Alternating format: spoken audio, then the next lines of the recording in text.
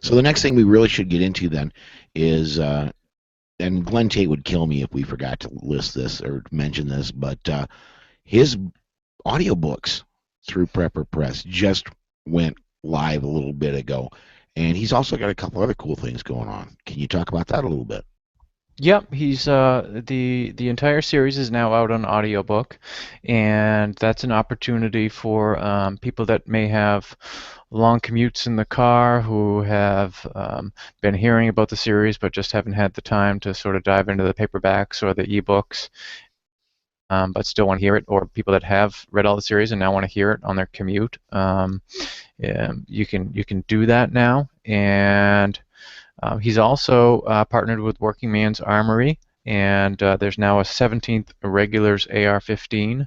It's a limited run stripped lower that Working Man's Armory is taking the lowers and building a customized AR that the 299 Days team has sort of come up with the configurations that they wanted to see. So that's pretty neat unto itself. Yeah, one thing that really excites me is being a driver myself, a truck driver, and we have a lot of truck drivers that listen to us. They make up a very large portion of the audience, and you'll find that truck drivers, almost without exception, are big audiobook listeners.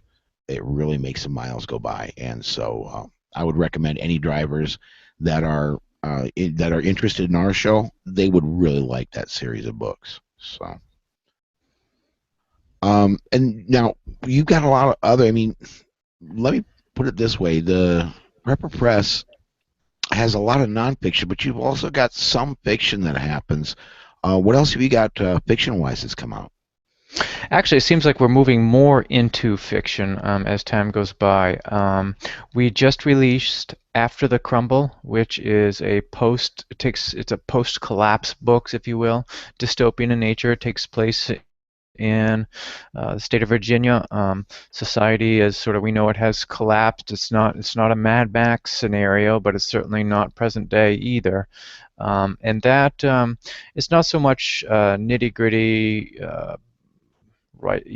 Firearms specifics and sort of some dystopian fiction tries to both be a fictional story and bestow sort of prepping know-how. This book doesn't do that. This book takes the reader more through the characters' struggle to find personal and spiritual meaning in a post-collapse world. There's some romantic elements in there as well. So we've got that. That's After the Crumble, book one in the series. We are working on a book with an author, and that'll be released in 2015. We're not ready to release too many of the details on that, but that book is going to be accompanied by a feature film. So we're really excited about that. Oh, very cool. Yeah. Um, and we've got our young adult series that will be coming out in 2015 as well, Orphans of the Fall.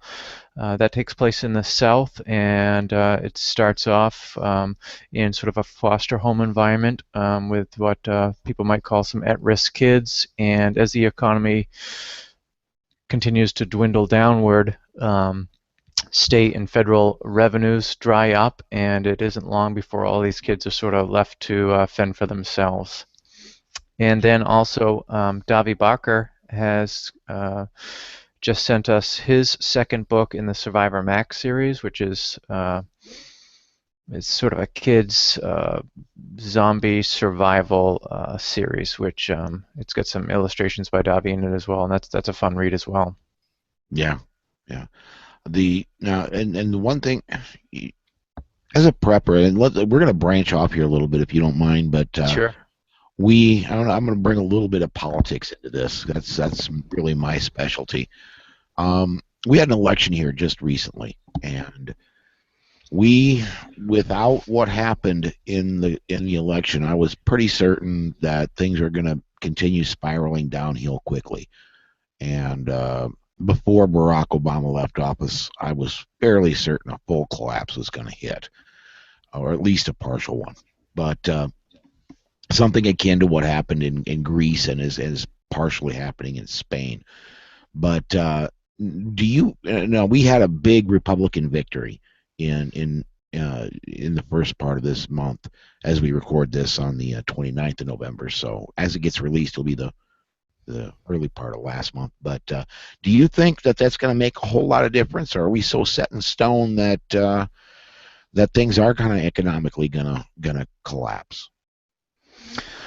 I'm not so sure on the economic collapse. I could see over a long time period, sort of the standard of living for the average American continuing to go down. I think that's sort of the nature of the beast as we enter a global economy more and more, that there's only so many resources, and as third world nations come to the forefront more and demand more of the resources themselves, that's going to happen. Usually when I think of a collapse, I think of it's either going to be like a long, slow slide sort of economic collapse like that, or what concerns me more is sort of a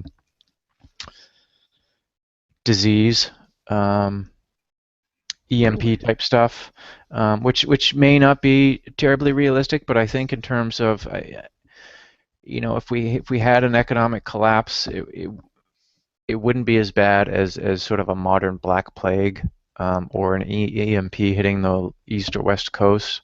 What's the likelihood of that? I don't know. Or a solar flare that has the same effect. I don't know, but I think that would wreak a lot more havoc. Yeah, there was, and well, preppers, anybody that listens to prepping podcasts should know this, but there was in the, I want to say, late 1800, if not then early 1900s, there was there was a solar flare that took out, it was very early in the electrical age, but it took out a ton of power Yeah, and knocked out, The Carrington event it was called. okay, and it knocked out telegraphs It did. for, nearly a month before they got everything totally online. And we're a lot more electrified, and we got a lot of really delicate things up in orbit called satellites that allow us to do fun things like podcast and make phone calls and that. So Well, yeah, even more. I mean, if you think back then, we weren't. I think particularly in terms of food and water distribution. Way back when, you didn't have to worry about that because you just went down to the corner market and you got your goods from the farm that's 5 miles up the road. And when the supermarkets are stocked just in time, and everything's electronic and automated with sort of ordering and delivery systems. I mean, you're a truck driver, you understand. hmm Um, it's kind of scary to think about how that would play out in modern day. No banking when you can't use your credit card or your debit card. oh yeah, no kidding. I myself carry some cash on me all the time. However, it's I do probably 60 to 70% of my financial transactions with a debit card. Yeah, And yeah. Well, we do for personal banking, and even for the business. A lot of ours is automated. It connects right with yeah, the bank account in terms of monthly bills. yeah, yeah. The podcast, if the automatic payments were to go down, the podcast would stop going out because that's how I pay everything that has to do with the podcast. Is That's all automated payments. The disease you brought up. Now, what do you think of that? Now, I kind of thought with what my secondary background was medical. I was an EMT for a lot of years, and in my youth, I worked in hospitals and around doctors. I knew a little bit about Ebola before this big blow up, and I didn't expect a lot to come of it, simply because the Ebola I know is not airborne, and that's what you need for a big infection to come into a place like the United States, where by and large hygiene is pretty good. Yep. But in Now, were you worried about Ebola, or are you still worried about Ebola? No, I wasn't, and I'm not really like you. It's easy to sort of get swept up in the panic reports and people fearing this, that, or the other thing. But if you looked at the actual facts of Ebola, it, as you were saying, it really didn't have what it needed to become sort of the threat that we might otherwise see that would cause mass hysteria. And that really, the mass hysteria and people freaking out is could potentially be, the single biggest threat from a highly contagious disease rather than the disease itself. Oh, sure. And then the same thing with terrorism. I mean, and that's the other thing I really do prep for, and I do that prepping more for in my truck than I do at my house because let's face it, I live in a city of less than 200,000, so we're not a major terrorist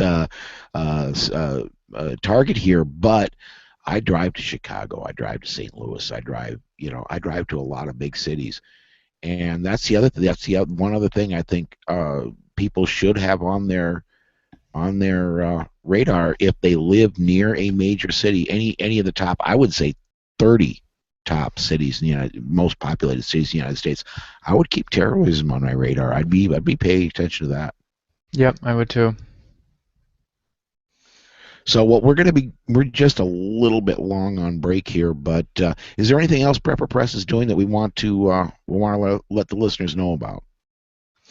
I don't think so, other than the titles that we just released and ones we've got in works. And if you have any listeners that have areas of really sort of focused expertise that have a book idea that might fit into the Prep Smart series, let us know. We turn away a lot more author inquiries than we accept, but we're always got our ear to the ground and willing to take a look at anything. You bet.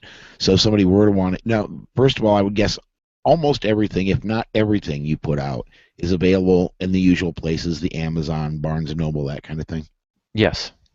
Okay. And if somebody were to want to get in touch with you and were to maybe have an idea about one of the Prep Smart books, how would they get in touch with you, man? They can just go to prepperpress.com and contact us through the site. Very, very cool. Well, hey, man, I do want to thank you for being on the show today, and we'll have to meet up at SHOT Show, maybe do a short segment while we're there. That'd be great. All right. Thanks again for coming on, Derek, and hang on, everybody. We'll be back right after this. And when I marry those two segments up, the two parts of the last segment up, we'll go just a little longer than the 15 minutes, but that was cool. Cool. I'm going to go ahead and take us off the air because I do have a couple questions I want to ask you quick. Sure. And I don't want it to be public, so hang on.